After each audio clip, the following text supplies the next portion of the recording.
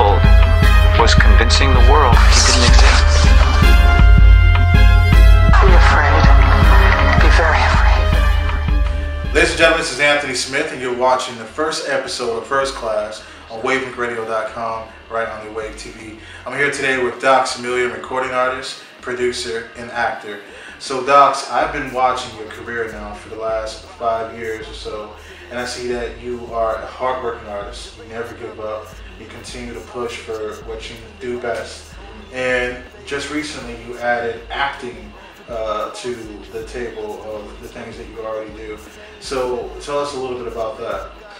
Well, I mean, I think the entertainment coincides with each other as far as art, you know, visual art or any art form. As far as entertainment, I love. You know what I mean? I'm interested in.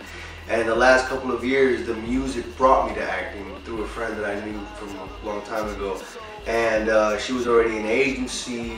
They introduced me, told me to take a picture, and started heading to different castings. And I had a natural talent for it. I've been getting casting, getting booked for a lot of things, and I've been doing actually fairly well for the last 3 years in acting, better than I was doing in music, to be honest with you.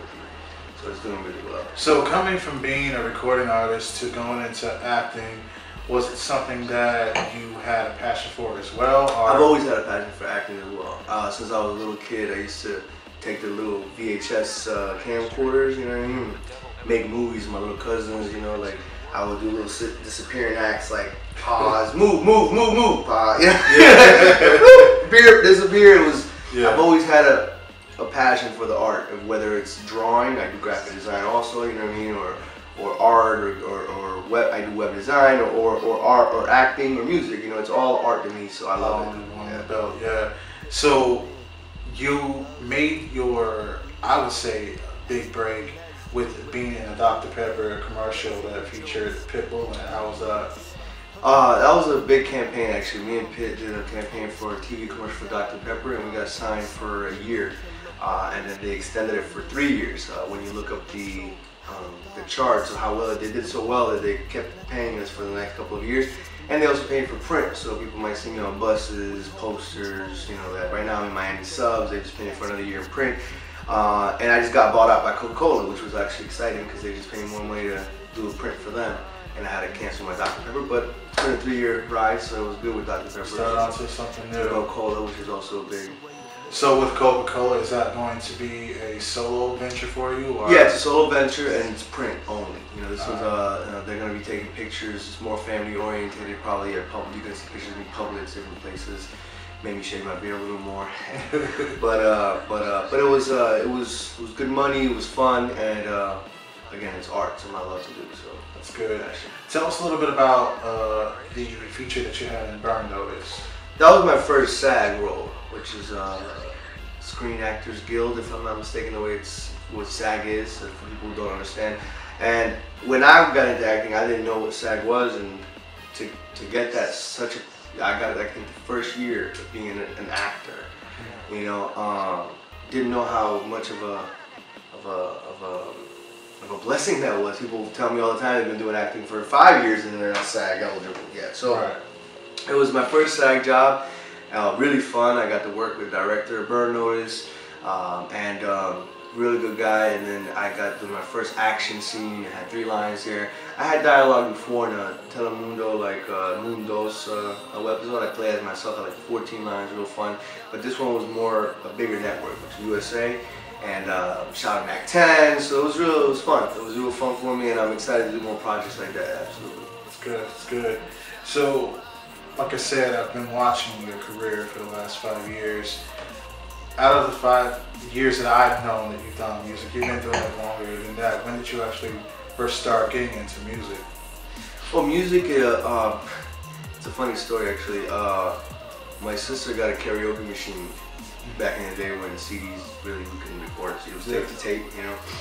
And I was recording, you know, I don't know if you guys ever used to do the mixtapes on tapes, you know, when you used to like listen to the radio and pause and wait for the commercial. Hey, there's a little mixtape, you know. And so I recorded one song by mistake on the station. It was just an instrumental, and from there I kind of like freestyled on it, and little by little it was something that just came out natural, and it built from there little by little, you know, until I started taking it more serious. and it became more of just from a hobby to a job to what I do now. Out of your whole career in being a recording artist, what would have been one of your most memorable times as an artist? When I got to work with the Temptations. Oh, wow. That was the legends. So to me, I actually got to work with a real legend, Richard Street, which is one of the original Temptations that still reserved the record for Papa Was Rolling Stone gold record for that. He received the gold record for it. We did a remix for Ball of Confusion from the 1960s. A lot of things were tied into that. I haven't been able to release a record in the past 3 years because of things with Motown and different things going on, but it's been still in the works. But the fact that I was able to be in California in the studio with Richard, got to work on an original track with him, sing with him, that was one of my most exciting moments, I would say. That is definitely a memorable moment as an artist. A lot of artists don't get that opportunity, so to be able to do that, that's great. No, it was a blessing. And if Richard's watching, what's up, Rich? And I'm sorry I haven't called you lately. It's been crazy. He's gonna catch up. But hey, I know Richard's still kicking. Actually, Richard's doing his new book called Ball of Confusion, which is why he's gonna kill me, because I've been back and forth with this record. We've been doing some things, but he's doing well, even at his age. He's still touring. What were some of the struggles that you faced getting into, recording, performing, trying to get shows? All of the above. Oh, yeah. I don't think that one of the main struggles of music is that we don't support each other. You know what I mean? Right. So you're gonna have all of those problems. The reason I became a producer is because no one wanted to make beats for me. You know, the reason I became an engineer and mix and then master is because no one was, or they wanted to charge me too much to record when I just wanted to make music. You know, right. The reason I am what I am is because of that, and I don't blame it. It's great. You know, it made me a better man today, but. It's a hard business, you know. I mean, you have to nowadays, particularly, you have to know a lot and be able to do a lot for yourself if you even want to get ahead. Because if you're going to depend on others, you're going to fail. Absolutely, it's very true. I noticed that in this business of being an artist, whether you're an actor, an actress, there's always going to be someone that has that opportunity to open the door for you, but they're going to give you some type of task to get through that door, even though they can help you just by making a phone call. Facing that and knowing that it was difficult to get into the doors that you need to get to, maybe getting a record deal or getting a distribution deal, what were some of the things that you did to try to walk around that and get yourself where you're at now? Independence and perseverance and preparation. I would say would be the three main things, but I was able to independently pursue my dream no matter what anyone would tell me or what anyone would try to say or hold me back.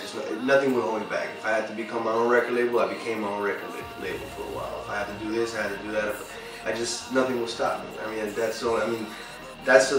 mean, to be honest, the only people I see that will make it successful, whether they have talent or not, are the people who are persistent and hustle 24 hours a day. You know, right around with it. So.